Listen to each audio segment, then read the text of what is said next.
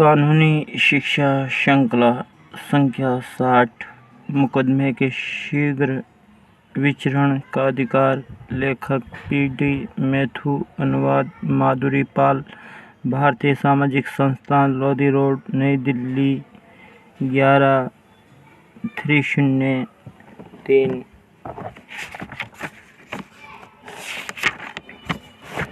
विशेष सूची। परिचय। प्रश्न नंबर 1। चौंकाने वाली स्थिति क मानवाधिकारों का खंडन। ख लंबी अवधि के कारण न्यायिक व्यवस्था में लोगों का विश्वास घटना। स प्रक्रियानुचित, न्यायपूर्ण तथा पक्षपाती। 2 मुकदमे का शीघ्र होना एक संवैधानिक अधिकार। 3 देरी के कारण। क गरीब लोगों को देर समय तक जेल में रखने के कारण असंतोष। ख जमानत प्रथा में भेदभाव का होना। 4 जमानत प्रथा में सुधार। क जमानत प्रथा में अमेरिकी सुधार। ख व कारण जो जेल तोड़ने को रोकते हैं। ग मुकदमे से पहले रिहाई देने के सिद्धांत जिनका पालन हो। घ बिना राशि की जमानत तथा व्यक्तिगत स्वतंत्रता के लिए नए कानून। 19 का घ 5 रिहाई व शीघ्र मुकदमे के वर्तमान प्रावधान। क कैदियों की रिहाई के लिए वर्तमान कानून में बदलाव के लिए अधिकार। 20 ख अभियोग समाप्त करने का प्रावधान। ग चार्जशीट दायर करने में यदि अनावश्यक देरी हो तो मुकदमा न होने का पुनर्नुमान। घ सीमित समय में चार्जशीट दायर न करने का परिणाम। मजिस्ट्रेट द्वारा तहकीकात रुकवा देना। 6 अभियुक्तों को अदालत में पेश करने के नियम। 6 स्त्रियों का सुरक्षात्मक हवालात में होना गैरकानूनी। ज हाई कोर्ट का पर्यवेक्षण अधिकार। 6 मुक्त कानूनी सहायता का अधिकार। शीघ्र अवधि वाला मुकदमा आवश्यक नहीं, अन्यायपूर्ण हो। क देरी के कारण निश्चित करने के आधार। ख मुकदमे में देरी होने पर अभियोग समाप्त कर देना। ग मुकदमे में देरी होने के कारण। घ अदालत की अपर्याप्त संख्या विचाराधीन मुकदमे का होना देरी का कारण, न्यायोचित कारण नहीं। 16 से कम आयु के बच्चों के मुकदमों की उचित अवधि। 6 मृत्युदंड पूरा करने में अत्यधिक देर। 6 अभियोग या आरोप समाप्त करने की प्रक्रिया न्यायालय के हित में नहीं। 8 सुप्रीम कोर्ट का संवैधानिक कर्तव्य। 35 9 सुप्रीम कोर्ट का शीघ्र मुकदमे के लिए दिया गया पथ प्रदर्शन। क सुप्रीम कोर्ट द्वारा जारी अतिरिक्त आदेश। 41 ख न्याय संचालन के सुधार के लिए सरकार का उत्तरदायित्व। 50 इसमें से कुछ विशेष बातें हैं। स्वतंत्र प्रत्येक व्यक्ति का मौलिक अधिकार है। अनुच्छेद 21 में भूमिका के अंदर दिया गया है। भूमिका से हम आगे बढ़ते हैं। शीघ्र मुकदमों का अधिकार जैसा अनुच्छेद 21 में दिया है सभी पक्षों को संपादित करता है, जैसे तहकीकात की स्थिति, इंक्वायरी, मुकदमा, अपील, पुनर्विचार, पुनः सुनवाई। आशा है कि भारत की कानूनी न्यायिक प्रणाली नई चेतना तथा जनता सरकार न्यायतंत्र के प्रयासों से न्याय का माध्यम बन सकेगी, ताकि बड़ी संख्या के गरीब जो अधीरता से जेलों के पीछे न्याय की प्रतीक्षा कर रहे हैं उन्हें आज़ादी एवं न्याय मिल जाए। शीघ्र मुकदमों का अधिकार। चौंकाने वाले हालात। प्रश्न। भारत के कुछ राज्यों में न्याय संचालन के बारे में कौन से चौंकाने वाले हालात हैं? उत्तर। बहुत बड़ी संख्या में पुरुष, स्त्री एवं बच्चे अदालत में मुकदमा की प्रतीक्षा में वर्षों जेल में सड़ते रहते हैं। प्रश्न। क्या शीघ्र मुकदमा दंड न्याय का आवश्यक पक्ष है? क्या मुकदमे में देरी होना न्याय न मिलने के बराबर है? क्या हमारी न्यायिक प्रणाली विचाराधीन कैदियों को न्याय न मिलने की जिम्मेदार है? मानवाधिकार का खंडन। इस प्रकार की स्थितियां कैसे मानवाधिकार नागरिकों की मौलिक स्वतंत्रता, गणतंत्रता के सिद्धांतों का खंडन करते हैं? AIR 1979 SC 1360 एट 1361 लंबी देरी के कारण लोगों का प्रणाली से विश्वास हटना, क्या न्याय न मिलने या मुकदमे में बहुत देरी होने से गरीबों का न्याय प्रणाली से विश्वास हटता जा रहा है। कुछ राज्यों में कई विचाराधीन कैदी जेलों में 5, 7, 9, 10 साल से हैं, लेकिन उनका मुकदमा शुरू तक नहीं हुआ है। ऐसे मिटे हुए लोगों का उस न्याय प्रणाली में क्या विश्वास हो सकता है जो इतने वर्षों तक उन्हें उचित न्याय नहीं दे पाती और जेलों में रखती है। AIR 1979 SC 1360 एट 1361 प्रक्रिया असंगत, अनुचित तथा पक्षपाती। ऐसी प्रक्रिया जो अधिक संख्या में लोगों को लंबे समय तक बिना मुकदमे के जेल में रखती है, संगत, पूर्ण, उचित तथा निष्पक्ष कहलाई जा सकती है। क्या मुकदमे से पहले जेल में रखने का कानून बदला जाना चाहिए? इसमें जरा भी संदेह नहीं है कि मेनका गांधी बनाम Union of Indian 1978 2 SCR 621 AIR 1978 SC 597 के मुकदमे पर अधिनियम 21 का सुप्रीम कोर्ट द्वारा परिवर्तनात्मक अर्थ देने के बाद वो प्रक्रिया जो इतनी बड़ी संख्या के लोगों को बिना मुकदमे के जेलों में रखती है, वो न्याय संगत, उचित, निष्पक्ष नहीं कहलाई जा सकती। इसलिए आवश्यक है कि कानून को जो विधायिका द्वारा बनाए गए हैं और अदालतों द्वारा संचालित होता है, मुकदमे से पहले कैद होने के मामले में अपना नज़रिया बदलना होगा और संगत, पूर्ण, उचित एवं निष्पक्ष प्रक्रिया बनानी होगी ताकि इनका मेनका गांधी वाले मुकदमे के पश्चात सक्रिय अर्थ निकल सके। AIR 1979 SC 1360 एट 1362 शीघ्र मुकदमा एक संवैधानिक अधिकार। क्या शीघ्र मुकदमा संयुक्त राष्ट्र तथा यूरोप में संवैधानिक रूप से दिए गए अधिकारों में एक है? AIR 1979 SC 1360 एट 1365 क्या हमारे संविधान के अनुसार शीघ्र मुकदमा हमारे मौलिक अधिकार है? हमारे संविधान के तहत भी हालांकि शीघ्र मुकदमा होना स्पष्ट रूप से मौलिक अधिकार नहीं है, पर अनुच्छेद 21 के सार को देखते हुए तथा मेनका गांधी वाले मुकदमे पर सुप्रीम कोर्ट के दिए गए अर्थ को देखते हुए ये मौलिक अधिकार कहा जा सकता है।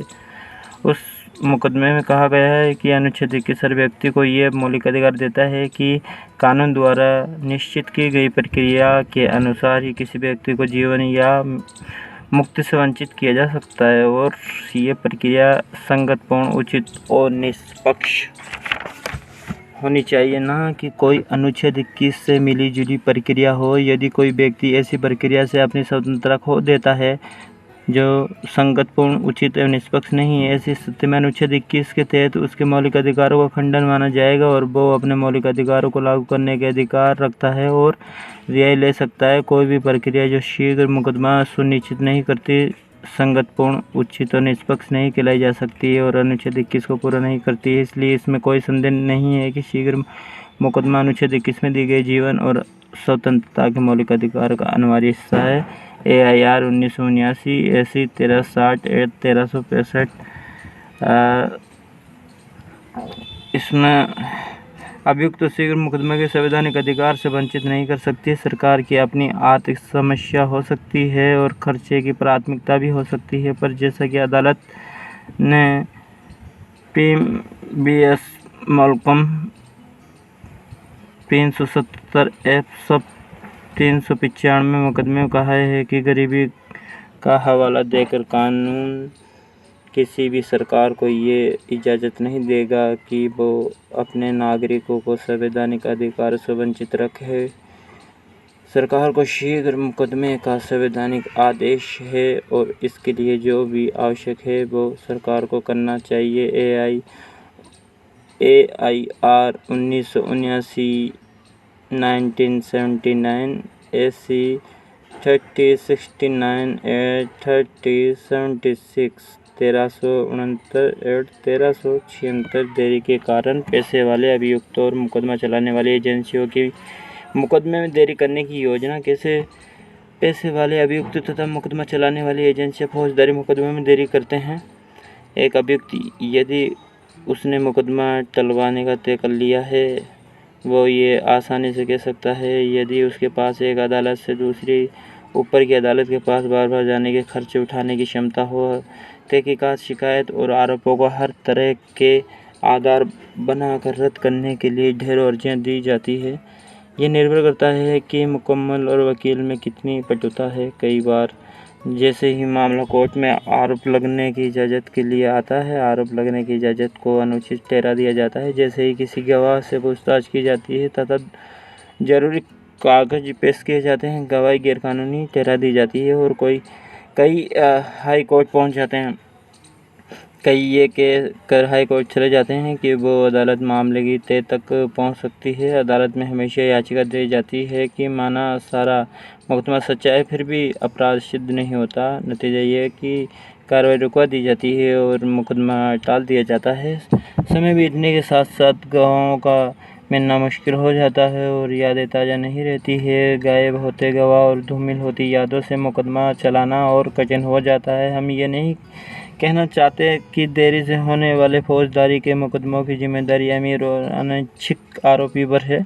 हम ये भी जानते हैं कि मुकदमा चलाने वाली एजेंसियों की सुस्ती और तरीक़ों से मुकदमे में देरी होती है। हम ऐसे मुकदमे जानते हैं जिनमें मुकदमा चलाने वाली एजेंसियों की लापरवाही और ढील के कारण मुकदमे में ज़रूरत से ज़्यादा देरी होती गई।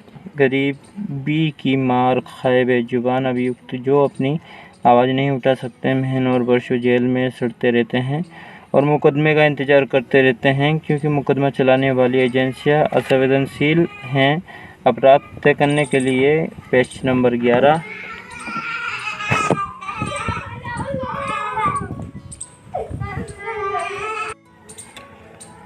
गरीबों को लंबी अवधि तक जेल में रखने के कारण असंतोषजनक जमानत पत्ती। इसका क्या मुख्य कारण है कि हमारी कानूनी और न्यायिक पत्ती गरीबों को लंबे समय तक मुकदमे से पहले जेल में रख कर उन्हें लगातार न्याय से वंचित रख सकती है। हमारी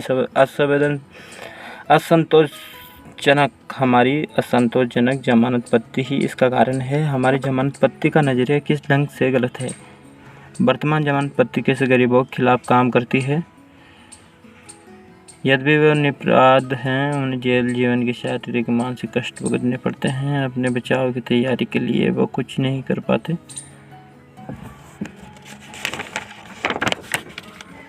जमानत पत्ती भेदभाव उत्पन्न करती है। क्या भारत में मौजूद जमानत पत्ती गरीबों के प्रति भेदभाव करती है? कैसे? AIR 1979 SC 1360 एड 1362 जमानत पत्ती गरीबों के प्रति भेदभाव रखती है क्योंकि गरीब अपनी गरीबी के कारण जमानत नहीं दे पाते, जबकि अमीर चाहे उसी परिस्थिति में हो अपनी रिहाई करवा लेते हैं। जमानत पत्ती में सुधार। जमानत पत्ती में अमेरिकी सुधार। अमेरिकी राष्ट्रपति लिंडन B. जॉनसन ने बिल रिफॉर्म एक्ट 1966 पर दस्तखत करते समय दुख से क्या कहा था? उन्होंने कहा, आज हम मिलकर दंड न्याय पत्ती में एक बड़े परिवर्तन को स्वीकार करते हैं। जमानत पत्ती में सुधार। ये पत्ती पुरातन, अनुचित और बिना परखी गई तब से है जब से 1789 में जुडिशरी एक्ट बना। जमानत का मुख्य उद्देश्य है कि अभियुक्त गिरफ्तार होने के बाद जब रिहा कर दिया जाता है तो वो मुकदमे के लिए लौट आए। वर्तमान पत्ती में ये उद्देश्य कैसे पूरा हो सकता है? प्रतिवादी जिसके पास साधन है जमानत दे सकता है, वो अपनी आज़ादी खरीद सकता है, पर गरीब प्रतिवादी अपनी आज़ादी का दाम नहीं दे सकता है। वो मुकदमे से पहले हफ्तों, महीनों या शायद सालों जेल में सड़ता रहता है। वो इसलिए जेल में नहीं रहता क्योंकि वो अपराधी है, वो इसलिए जेल में नहीं रहता क्योंकि उसे सज़ा सुनाई जा चुकी है, इसलिए भी वो जेल में नहीं रहता क्योंकि मुकदमे से पहले उसके भाग जाने की संभावना है। वो केवल एक कारण से जेल में रहता है, क्योंकि वो गरीब है। आज जैसी जमानत पत्ती है वो गरीबों के अथाह कष्ट का कारण है, और अगर हम सचमुच चाहते हैं कि गरीबी के दुष्परिणामों को मिटा दें और न्याय संचालन में गरीबों को उचित व न्यायपूर्ण व्यवहार करें, तो ये आवश्यक है कि जमानत पट्टी को पूरी तरह से सुधारा जाए, ताकि जिस सरलता से अमीर मुकदमे से पूर्व रिहाई ले सकते हैं, वैसे ही न्याय के हितों को खतरे में न डालते हुए गरीबों को भी रिहाई मिल जाए।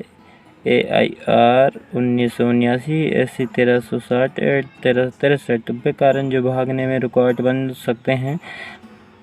हमारा गणतंत्र आज़ादी समाजवादी गणतंत्र है, जिसमें संविधान का मूलभूत सिद्धांत सामाजिक न्याय है। क्या पार्लियामेंट को ये नहीं सोचना चाहिए कि जमानत के लिए धन की हानि ही एक कारण न हो, बल्कि दूसरे कारणों को भी सोचा जाना चाहिए, जिससे हमारे संविधान के स्वरूप से अनुकूल हो सके। समय आ गया है कि पार्लियामेंट ये समझ सके कि न्याय से भागने का डर केवल धन हानि नहीं है, और भी कारण हैं जो भागने से रोकते हैं। धन हानि की जोखिम के बदले कई और वजह हैं, जैसे पारिवारिक संबंध, समुदाय में अपना स्थान, नौकरी या किसी अच्छी पुरानी संस्था की सदस्यता, जिसके आधार पर जमानत दी जा सकती है, और बिना पैसे वाली जमानत के अभियुक्त को अपने निजी आश्वासन के आधार पर छोड़ा जा सकता है। ऐसे मामले में दंड कानून में थोड़ा परिवर्तन करना होगा। यदि निजी आश्वासन में की गई प्रतिज्ञा के बावजूद अभियुक्त मुकदमे के समय जानबूझकर उपस्थित नहीं होता है, तो उसे दंड दिया जा सकता है। AIR 1979 SC 1360 एट 1363 कानूनी शिक्षा श्रृंखला संख्या 60 मुकदमे के शीघ्र विचारण का अधिकार, मुकदमे से जल्दी रिहा होने का अधिकार। लेखक PD मैथ्यू, अनुवाद माधुरी पाल, भारतीय सामाजिक संस्थान, लोधी रोड, नई दिल्ली। मुकदमे से पहले रिहाई के लिए पालन किए जाने वाले सिद्धांत।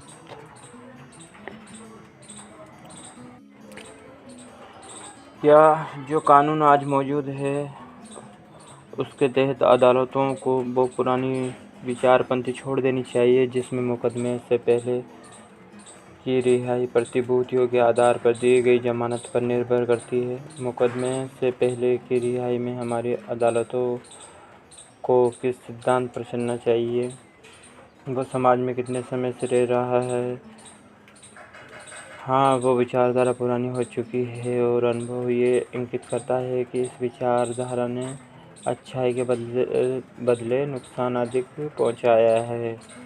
मुकदमे से पहले रिहा की सोच, जो सामाजिक रूप से विकसित देशों में, खास तौर से अमेरिका में पनपी है, उससे हमारी अदालत के फैसलों को भी प्रभावित होना चाहिए। खास तौर से मुकदमे से पहले रिहाई के मामले, यदि अदालत अपने सम्मुख आए इन तथ्यों को देखकर संतुष्ट हो जाती है कि अभियुक्त की समुदाय में जड़ें हैं और वो भागने की चेष्टा नहीं करेगा, तो वो निश्चय ही अभियुक्त को उसकी अपनी जमानत के आधार पर रिहा कर सकती है। अदालत को अभियुक्त के बारे में निम्न बातें देखनी चाहिए: वो समाज में कितने समय से रह रहा है, उसकी नौकरी का दर्जा, जीवन इतिहास, आर्थिक स्थिति, उसके पारिवारिक संबंध, उसके बारे में लोगों की राय, उसका चरित्र, उसकी आर्थिक स्थिति, उसका पहले का आपराधिक रिकॉर्ड, जमानत से पहले का कोई भी रिकॉर्ड, उन विश्वसनीय सदस्य की पहचान जो उसके भरोसेमंद होने का आश्वासन दे सकते हैं, आरोप किस प्रकार का है और आरोप सिद्ध होने की संभावना और क्या सज़ा हो सकती है, और ये बातें किस हद तक उसके मुकदमे न पेश होने की जिम्मेवार है, और कई बातें जो अभियुक्त का समाज से जुड़े होने का संकेत देती है या जानबूझकर मुकदमे में पेश न होने के लिए जिम्मेदार हैं। यदि अदालत प्रासंगिक तथ्यों पर विचार करके इस बात से संतुष्ट हो जाती है कि अभियुक्त समाज से जुड़ा हुआ है और उसके भाग जाने का खास खतरा नहीं है। अभियुक्त को जहां तक हो सके उसकी निजी जमानत पर रिहाई दे देनी चाहिए। हाँ, यदि अदालत को ध्यान में ऐसे तथ्य लाए जाते हैं जिनसे प्रकट होता है कि अभियुक्त की स्थिति, पृष्ठभूमि, पिछला रिकॉर्ड आदि आदि। AIR 1979 SC 1360 1363 64 ऊपर जो कहा गया है क्या वो पुलिस पर भी लागू होता है? हाँ, किसी निजी जमानत के लिए अभियुक्त की धन अदा कर देने की क्षमता को शर्त बनाया जा सकता है। अभियुक्त की पैसा दे पाने की कितनी क्षमता है? वर्तमान कानून के तहत गरीबों के कष्टों को दूर करने के लिए क्या करना चाहिए और मुकदमे से पहले जेल से छूट जाने में उन्हें सहायता कैसे मिलनी चाहिए? अवित्तीय रिहाई और व्यक्तिगत स्वतंत्रता की सुरक्षा के लिए नए कानून की आवश्यकता के कानून बनाने वाले कानून में अवित्तीय रिहाई तथा व्यक्तिगत स्वतंत्रता की सुरक्षा का प्रावधान कर सकते हैं।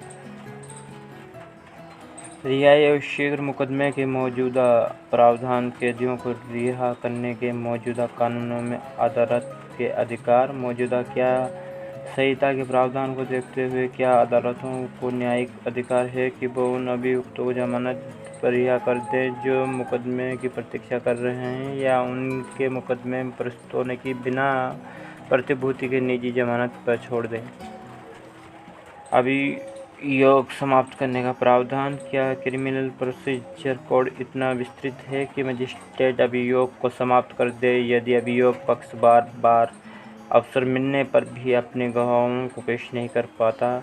सेक्शन 309 क्रिमिनल प्रोसीजर कोड ऊपर की गई धारणा का समर्थन करता है क्योंकि इसके अनुसार कार्रवाई जल्दी होनी चाहिए और गवाहों से रोज पूछताछ चालू रहनी चाहिए। कार्रवाई दर्ज होने के कारण इस धारा के अनुसार मुकदमा अगले दिन से आगे के लिए भी मुलतवी किया जा सकता है। 1998 CIR LJ 4596 Act 4602। मान लेना कि कोई मुकदमा नहीं है यदि चार्जशीट दाखिल करने में बेहद देर हो जाए, क्या अदालत ये मान सकती है कि यदि 2 साल 3 महीने बाद भी पुलिस चार्जशीट दाखिल नहीं करती तो गिरफ्तार किए गए व्यक्ति के खिलाफ कोई मुकदमा नहीं है? हाँ, सुप्रीम कोर्ट ने कहा है अगर 2 वर्षों और साथ में 3 और महीनों के बाद भी यदि पुलिस चार्जशीट दाखिल नहीं कर पाती तो ये माना जा सकता है कि गिरफ्तार किए गए व्यक्तियों के खिलाफ कोई मुकदमा नहीं है। सरकार ऐसे केसों को वापस ले सकती है। AIR 1979 SC 1360 Act 1367। निश्चित अवधि में चार्जशीट दाखिल न करने का प्रावधान। क्या उन कैदियों के खिलाफ मुकदमा चलाया जा सकता है जिनके खिलाफ पुलिस निश्चित अवधि में चार्जशीट दाखिल नहीं कर पाती? वो अवधि जो धारा 468 की उपधारा 2 में दी गई है। कोड ऑफ क्रिमिनल प्रोसीजर 1973 की धारा 468 की उपधारा 1 में कहा गया है कि यदि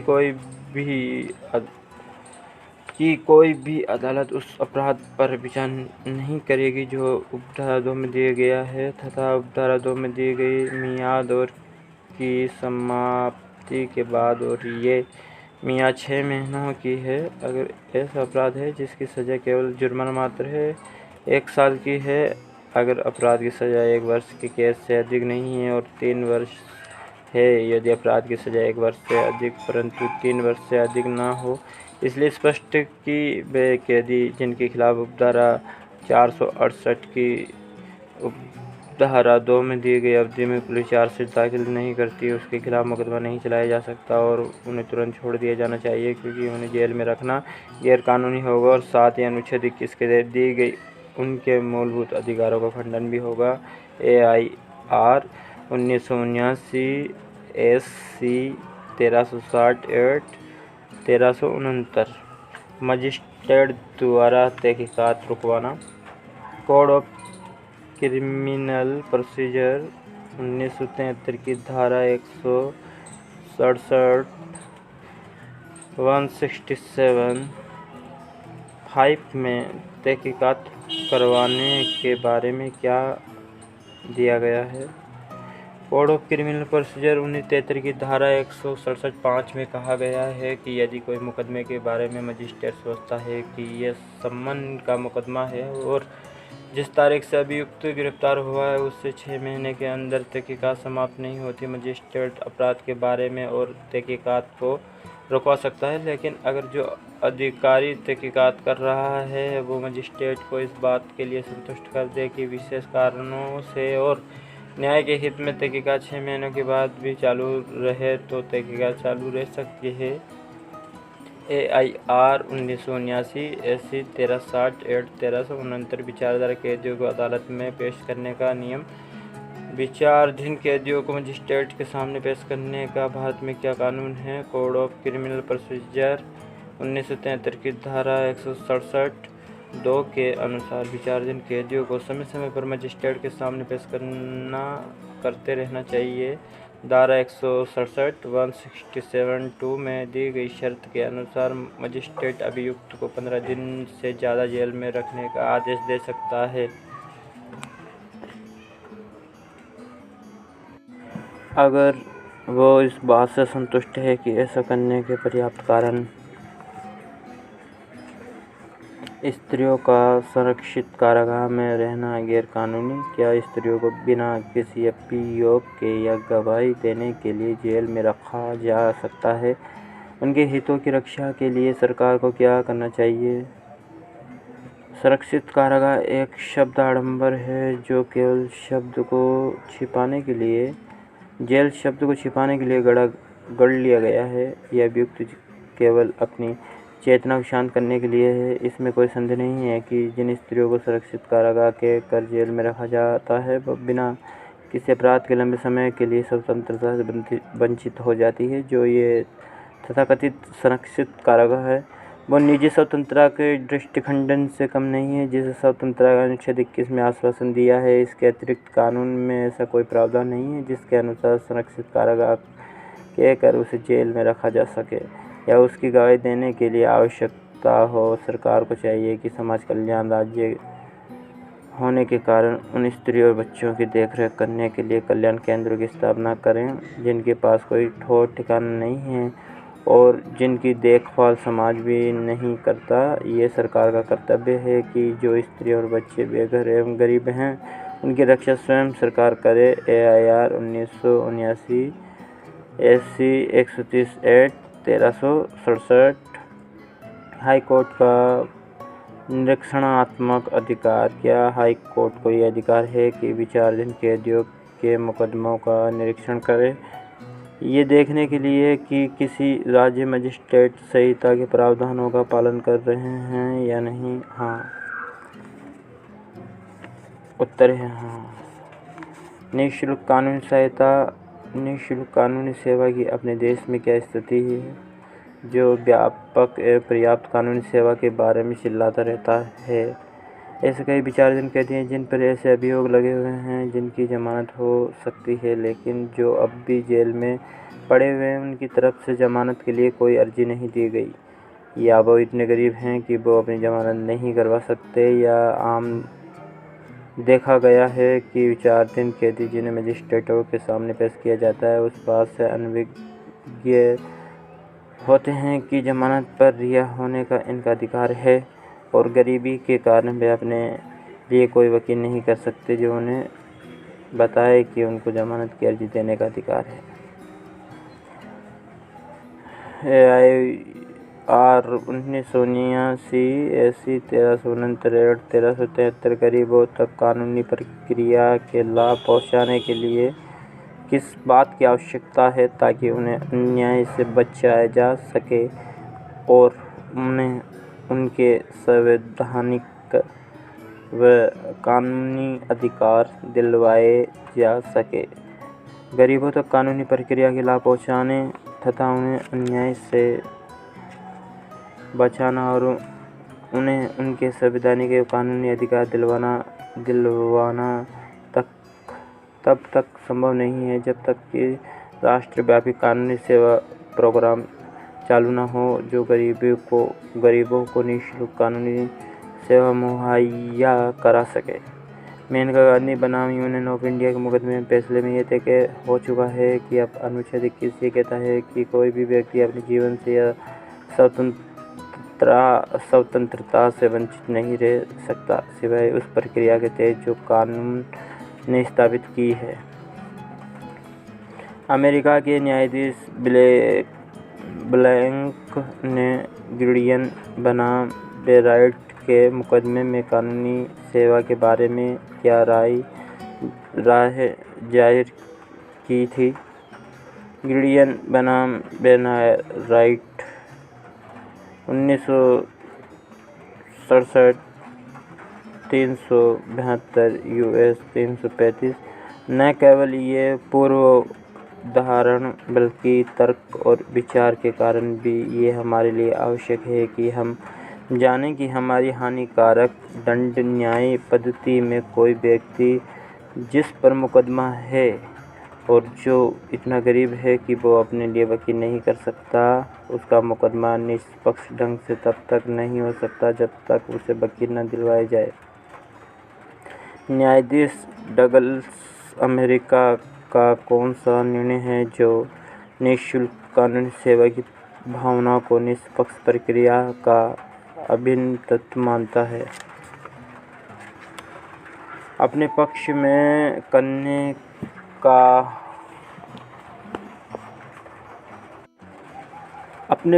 करने का अधिकार निरर्थक हो जाता है यदि वकील का आपकी वकालत करने का अधिकार न हो। बुद्धिमान और पढ़े लिखे व्यक्ति भी कानून के विज्ञान को नहीं जानते। यदि किसी पर आरोप लगता है तो वो ये समझ पाने में असमर्थ है कि आरोप सही है या गलत। वो प्रमाण के नियमों से परिचित नहीं है। वकील की सहायता के बिना उसके ऊपर मुकदमा चल सकता है, चाहे उस पर कोई अभियोग न भी लगा हो और अयोग्य गवाही से दोषी सिद्ध हो जाए या ऐसी गवाही हो जो मामले से संबंधित ना हो या वही गवाही स्वीकार करने लायक ना हो, चाहे उसकी प्रतिरक्षा एकदम सही हो, फिर भी उसके पास अपने बचाव के लिए निपुणता व ज्ञान नहीं होता। अपने विरुद्ध होने वाली कार्रवाई में हर कदम पर उसे वकील का मार्गदर्शन चाहिए। इसके बिना चाहे वो अपराधी ना भी हो, उसके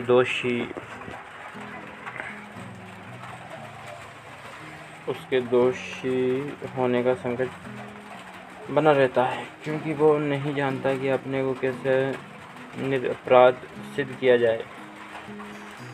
संविधान के अनुच्छेद 39A में निःशुल्क कानूनी सहायता के बारे में मौलिक संवैधानिक निर्देश क्या है।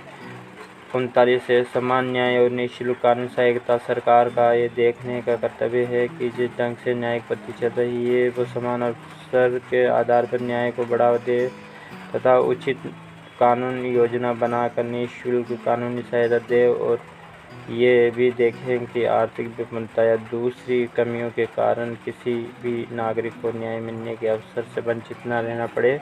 यह अनुच्छेद किस बात पर जोर देता है। अनुच्छेद 21 भारत में सक्रिय व्यापक कानूनी सेवा प्रोग्राम का क्या महत्व, क्या आवश्यकता है। हमारे देश में गरीब लोग गरीबी के कारण न्यायिक प्रक्रिया से बाहर कर दिए जाते हैं। परिणाम ये होता है कि उनकी हमारी उस न्यायिक पद्धति की क्षमता से विश्वास हटता जा रहा है। इस मामले पर न्यायाधीश बेनान अमेरिका के क्या प्रसिद्ध शब्द हैं। मानव हृदय में अन्याय की भावना से अधिक कुछ भी नहीं कसता है। बीमारी से हम जूझ सकते हैं पर अन्याय होने पर हम सब विध्वंस कर देना चाहते हैं। जब केवल अमीर लोग कानून का सुख उठा सकते हैं, एक विलास वस्तु के रूप में गरीब जिन्हें उनकी सबसे ज़्यादा आवश्यकता है इसे प्राप्त नहीं कर पाते क्योंकि इनका खर्च उनकी पहुंच से बाहर है। स्वच्छंद लोकतंत्र के अस्तित्व का खतरा काल्पनिक नहीं परंतु सत्य है, क्योंकि लोकतंत्र का अस्तित्व इस बात पर है कि न्यायालय को इतना प्रभावपूर्ण बना दिया जाए कि प्रत्येक नागरिक का इसमें विश्वास हो और इसकी निष्पक्षता व औचित्य से उसे लाभ मिल सके। AIR 1979 SC 1369 at 1376। क्या ये भारत के संविधान का आदेश है कि ऐसी व्यापक निःशुल्क कानूनी सेवा बने जो गरीबों को सामाजिक न्याय दे सके? ये न केवल समान न्याय का आदेश है जो अनुच्छेद 14 में दिया गया है और जीवन व स्वतंत्रता का अधिकार जो अनुच्छेद 21 में दिया गया है, बल्कि संवैधानिक निर्देश है जो अनुच्छेद 39A में दिया गया है। AIR 1979 SC 1369 एड 1376 जो कानून केंद्र सरकार ने गरीबों को निःशुल्क सेवा देने के लिए बनाया है।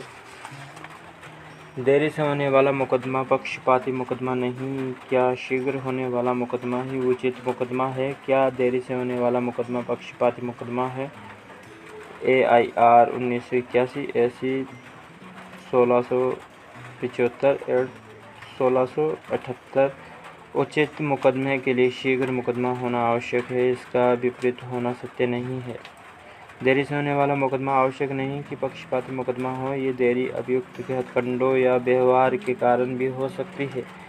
देरी से मुकदमे के होने से आवश्यक नहीं है कि अभियुक्त के प्रति प्रतिकूल भावना उत्पन्न हो जाए।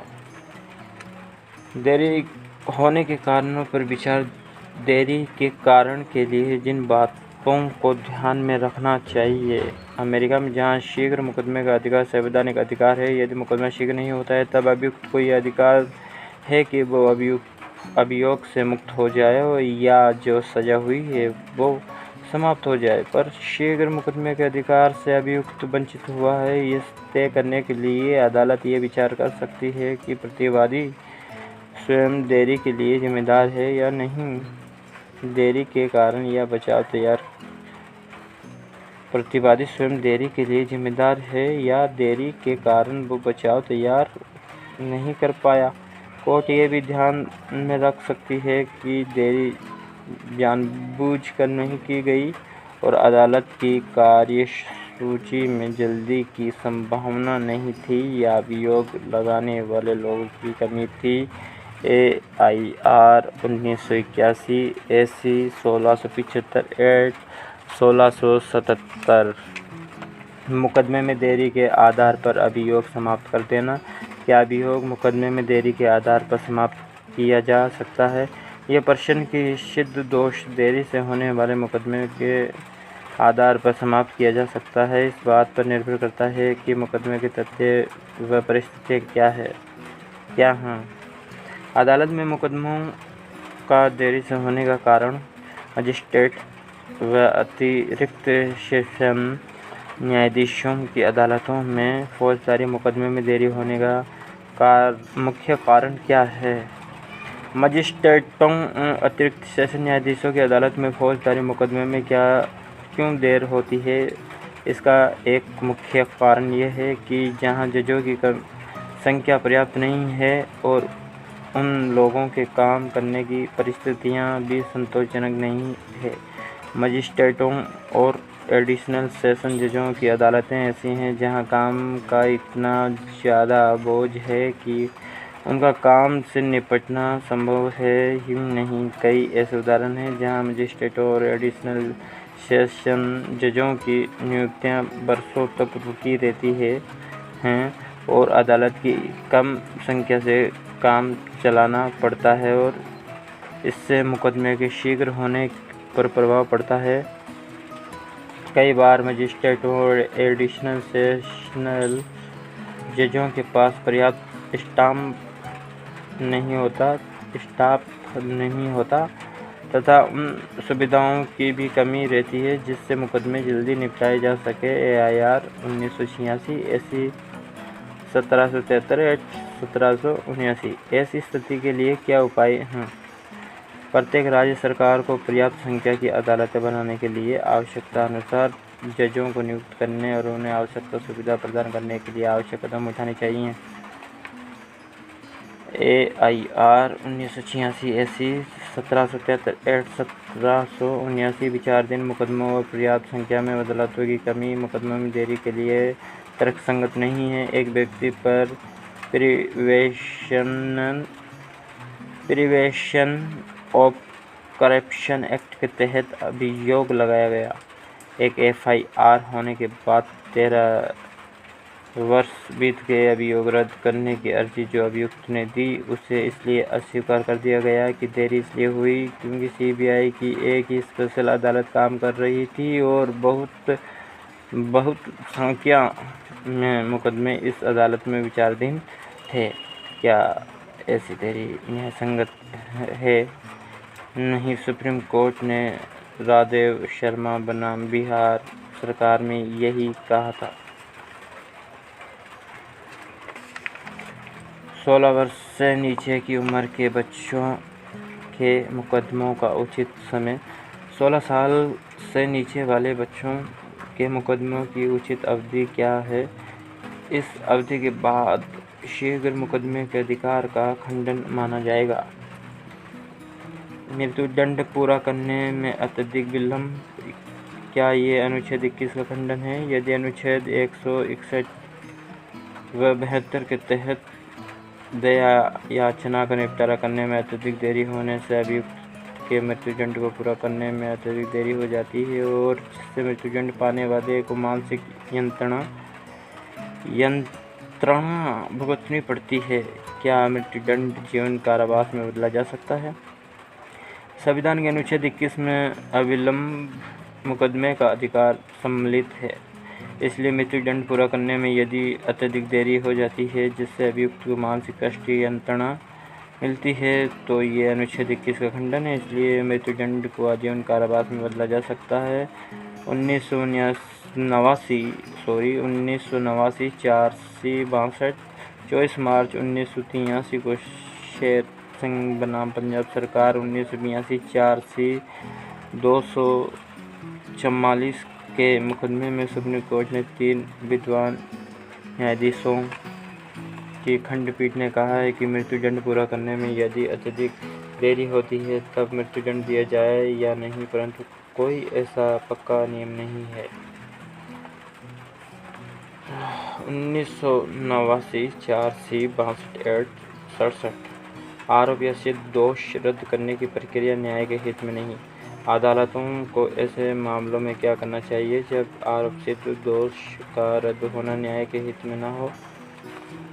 ऐसी स्थिति में अदालत का अधिकार है कि वो ऐसे आदेश जो परिस्थिति देखते हुए न्यायसंगत हो। उदाहरण के लिए ऐसे आदेश अविलंब मुकदमे के लिए तथा अनिश्चित अवधि में मुकदमे को समाप्त करने के लिए हो सकते हैं या मुकदमा समाप्त करने पर जब मामला अदालत में आए तो सजा कम करने का आदेश हो सकता है। 1989 4C225 एक्ट 270 सुप्रीम कोर्ट का संवैधानिक कर्तव्य। क्या सुप्रीम कोर्ट का यह संवैधानिक कर्तव्य है कि अभियुक्त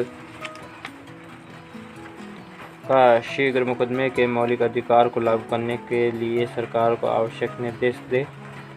लोगों के मौलिक अधिकारों के अभिभावक होने के नाते सुप्रीम कोर्ट का यह संवैधानिक कर्तव्य है कि अभियुक्त के शीघ्र मुकदमे के मौलिक अधिकार को लागू कराने के लिए सरकार को आवश्यक निर्देश दे।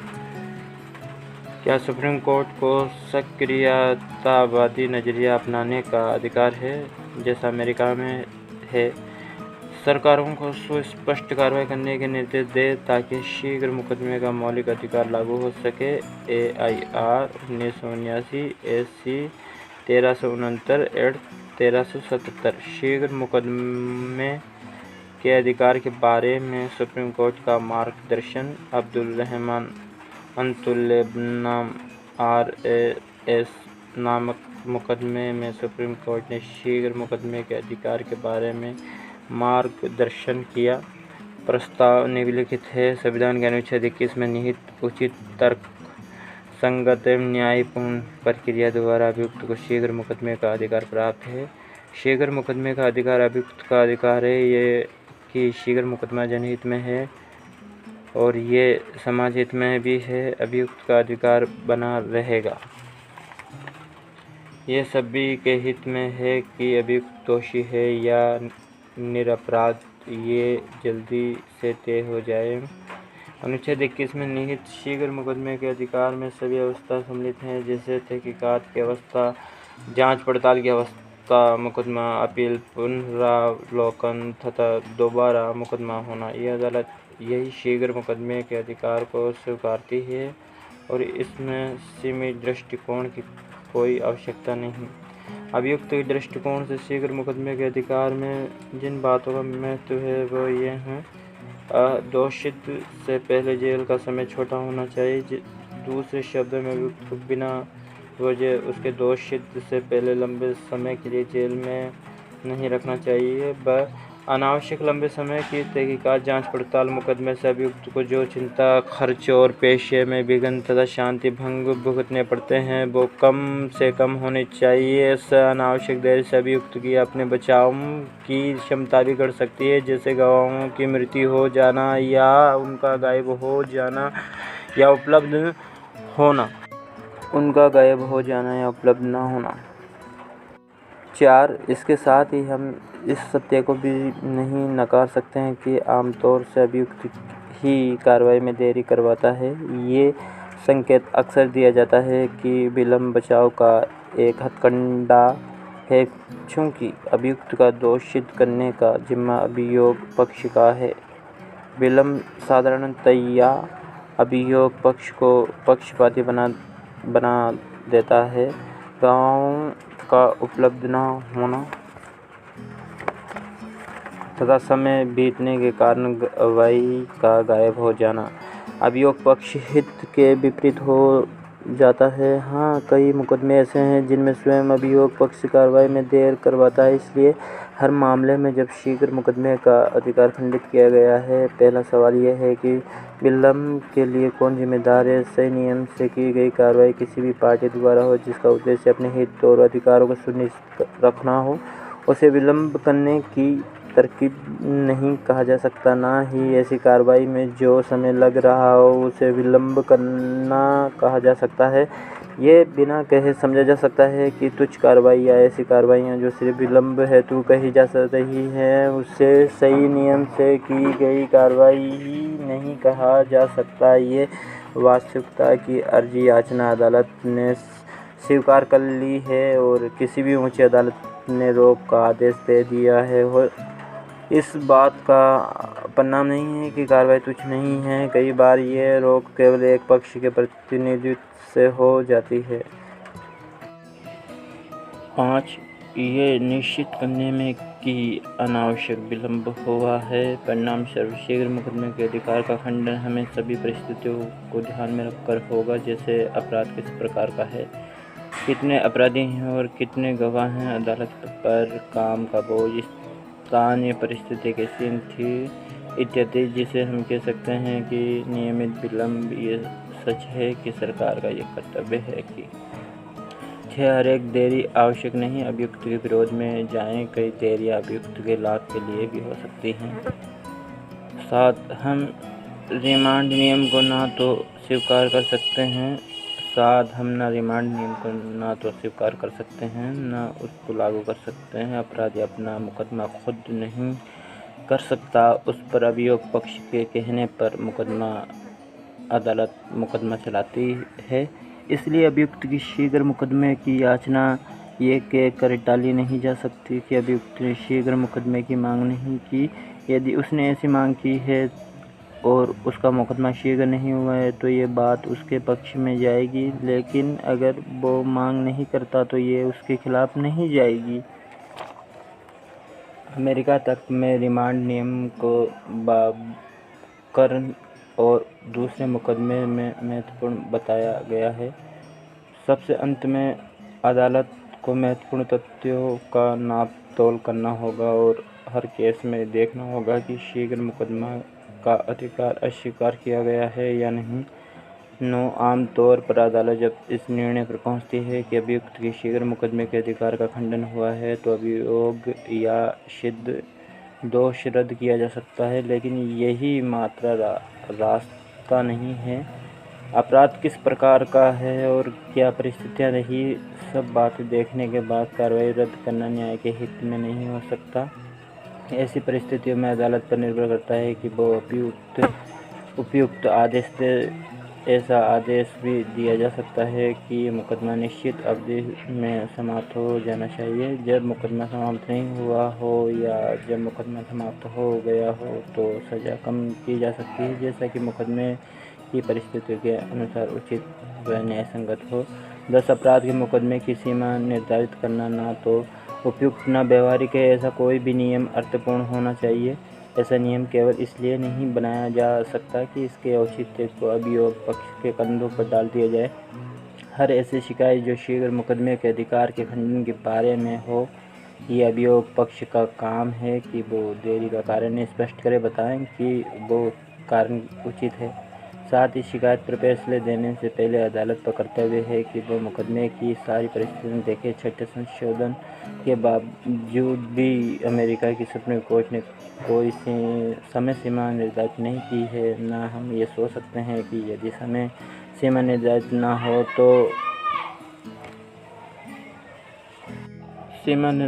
हो तो वो शीघ्र मुकदमे के अधिकार को अभावपूर्ण बना देती है। 11. शीघ्र मुकदमे के अधिकार से वंचित होने और उसके लिए राहत पाने के लिए की गई आपत्ति पहले कोई कोर्ट में जानी चाहिए। यदि कोई कोर्ट इस याचना को मान भी ले, कार्रवाई पर रोक नहीं लगनी चाहिए, सिवाय इसके कि जब मामला बहुत गंभीर हो। लेकिन ऐसी कार्रवाई हाई कोर्ट में प्राथमिकता के आधार पर निपटा दी जानी चाहिए। सुप्रीम कोर्ट द्वारा जारी किए गए अतिरिक्त आदेश। कॉन्स्टिट्यूशन बेंच ने अतुल्य के केस में जो प्रस्ताव रखे थे उन्हें पूरा करने के लिए सुप्रीम कोर्ट ने क्या निर्देश दिए? उल्लेखित निर्देश दिए गए ऐसे मामले में जहां ऐसे अपराध के लिए मुकदमा चल रहा हो जिसकी सज़ा 7 वर्ष से अधिक ना हो, अभियुक्त चाहे जेल में हो या ना हो, अदालत अभियुक्त पक्ष की गवाही 2 साल पूरे होने पर बंद कर सकती है। ये 2 साल तब से माने जाएंगे जब तारीख से अभियुक्त का बयान लिया जाएगा और इस अवधि में चाहे सब गवाहों से पूछताछ हो चुकी हो या नहीं, अदालत फिर मुकदमे में अगली कार्रवाई करेगी।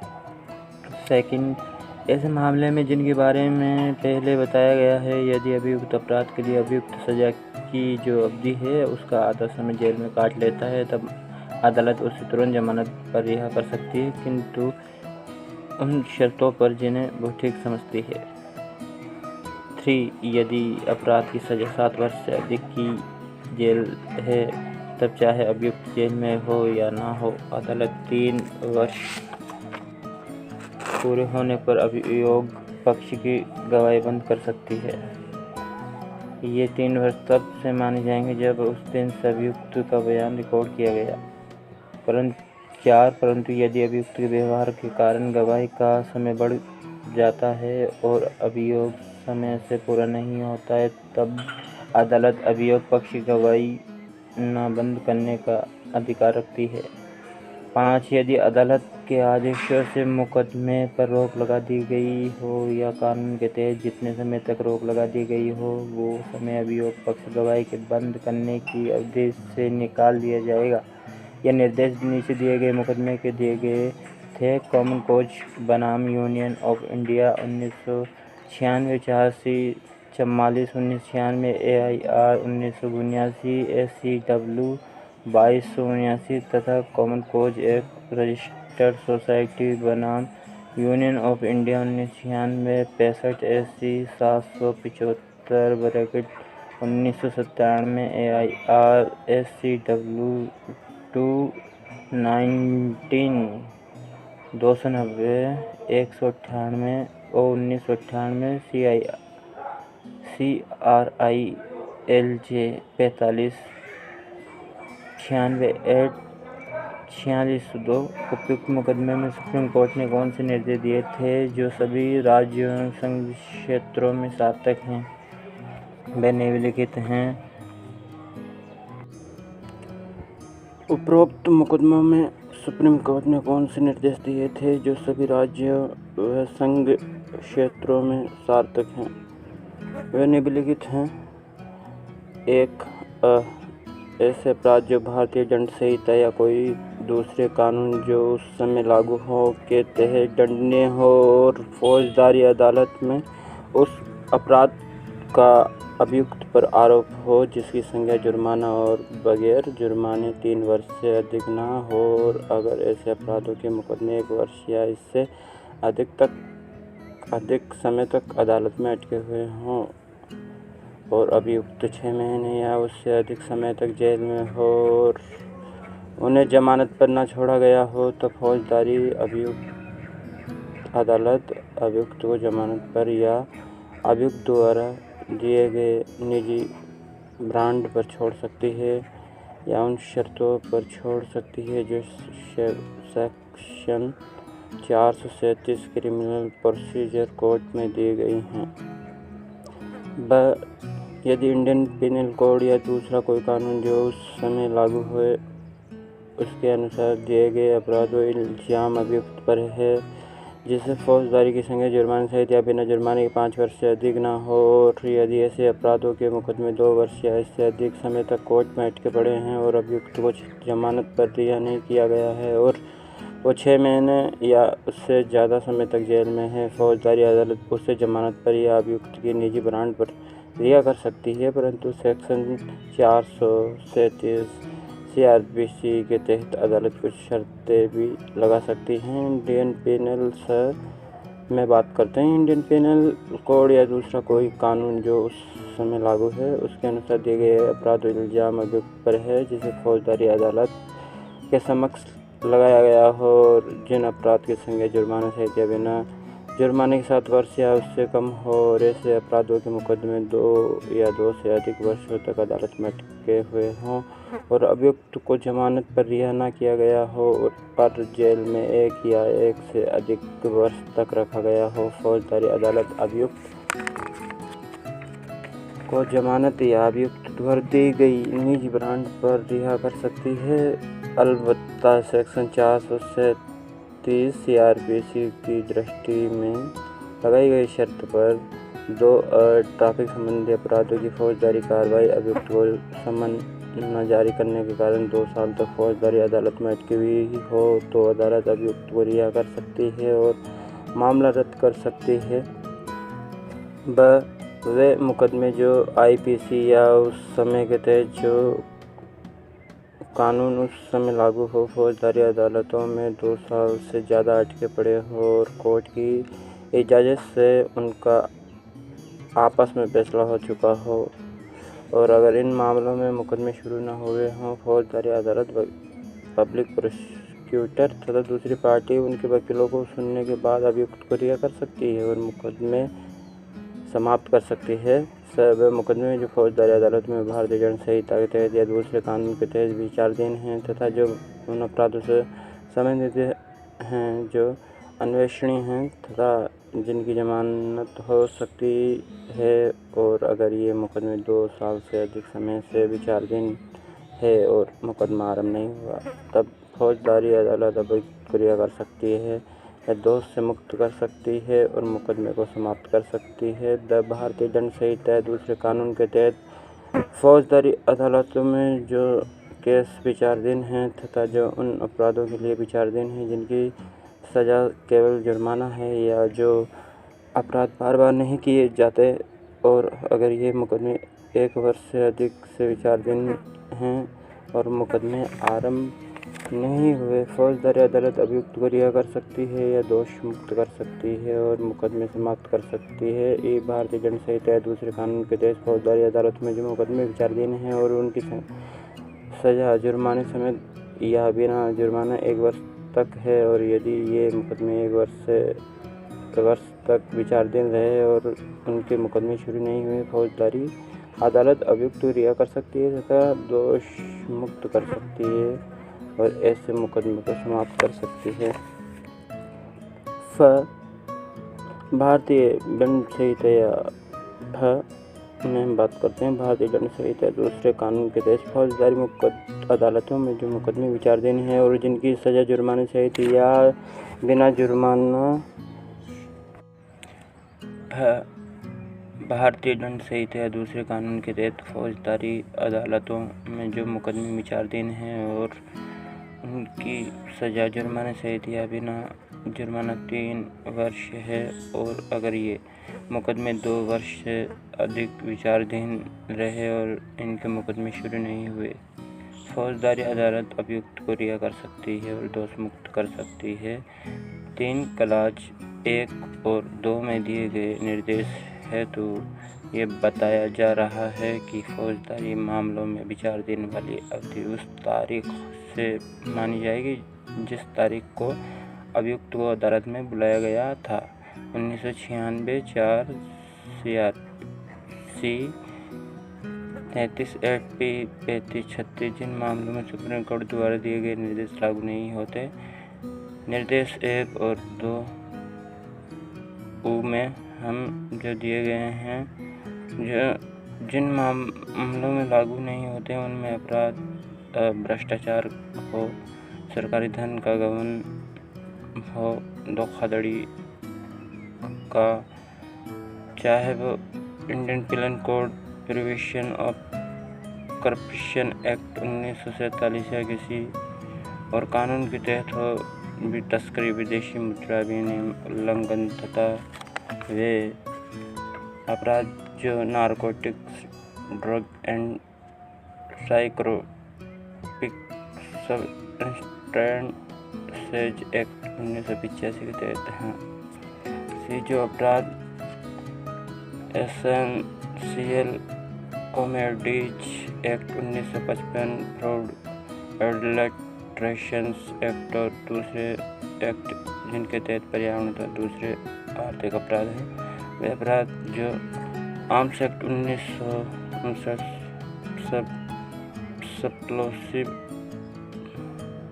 Substances act 1908, terrorist and descriptive activities act 1947 के तहत आते हैं।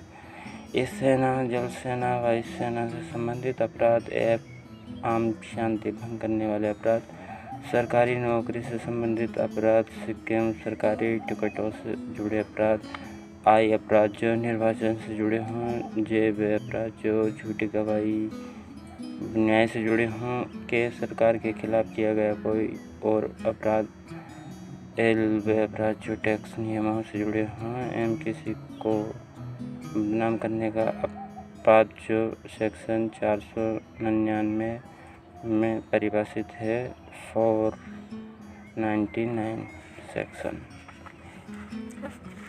फौजदारी अदालतों को कौन से मुकदमे प्राथमिकता के आधार पर चलाने चाहिए? पैरा 4 में दिए गए अपराध वाले मुकदमे फौजदारी अदालत को पहले लेने चाहिए। 1996 4C 33 8P 37 इन मामलों में हाई कोर्ट का क्या कर्तव्य है? हाई कोर्ट अपनी तरफ से जितनी फौजदारी अदालतें उनके नियंत्रण में हैं उन सबको आवश्यक निर्देश देने चाहिए। 1996 4C 33 8P 37 ऊपर दिए गए निर्देशों के संबंध में फौजदारी अदालतों व दूसरी अदालतों को क्या करना चाहिए?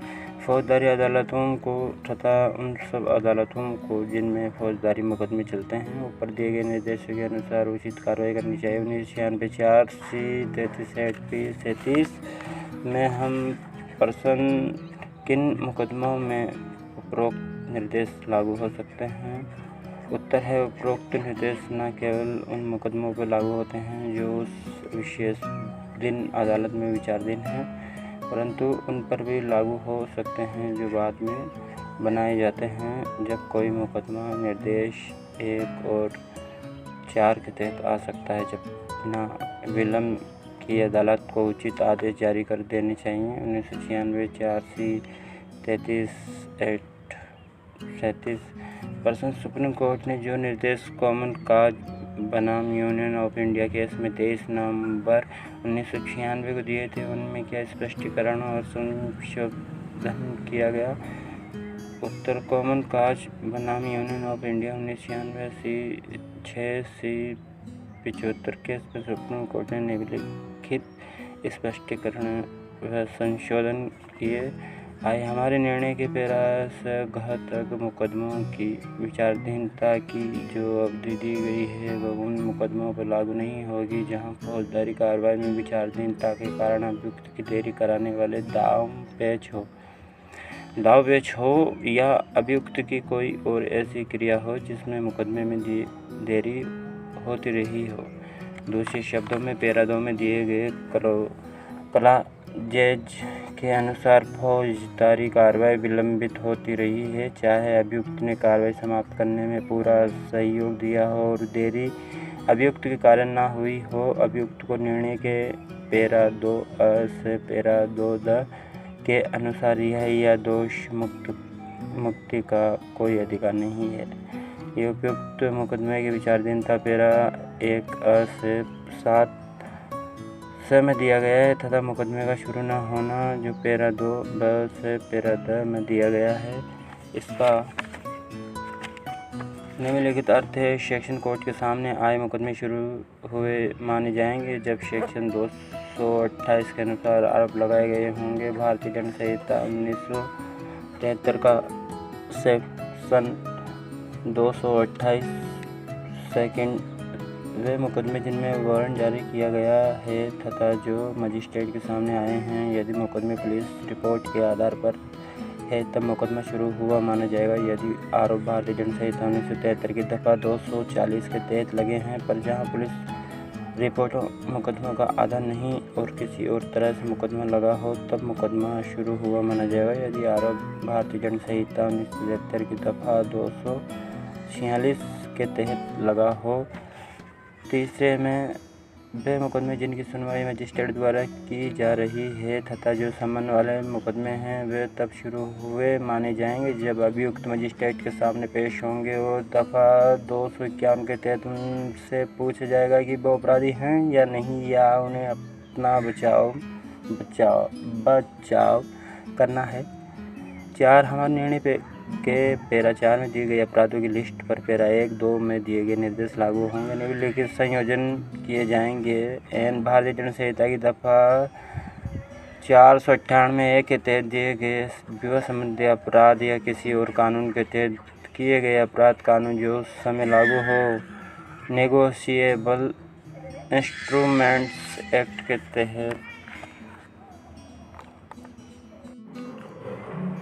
एन भारतीय दंड संहिता की दफ़ा 498 के तहत दिए गए विवाह संबंधी अपराध या किसी और कानून के तहत किए गए अपराध कानून जो उस समय लागू हो और नेगोशिएबल इंस्ट्रूमेंट एक्ट के तहत दिए गए अपराध के साथ ही वो अपराध जो दफ़ा 98 के तहत किए गए हों।